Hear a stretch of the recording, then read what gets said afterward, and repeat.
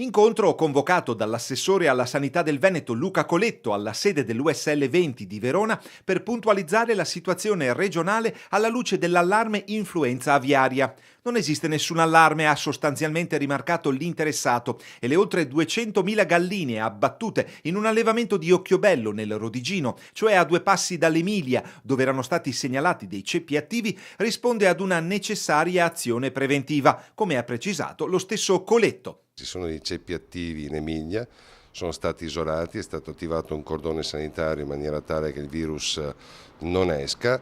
Il commercio sia in Veneto che in Lombardia è assolutamente sicuro, tant'è che non sono stati rilevati ceppi attivi né in Veneto né in Lombardia e di conseguenza diciamo che il consumo è assolutamente sicuro.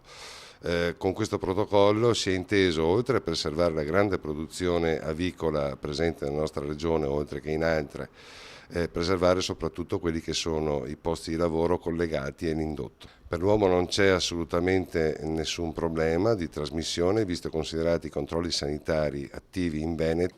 Prelievi giornalieri e monitoraggio costante garantiscono l'assoluta sicurezza della carne veneta, la rassicurazione dell'assessore Coletto, cui preme ricordare anche il riflesso economico significativo della vicenda, dal momento che il settore avicolo in Veneto dà lavoro ad oltre 30.000 addetti. Verona poi copre il 70% della carne di tacchino e il 50% di quella di pollo per quanto riguarda la produzione del Veneto.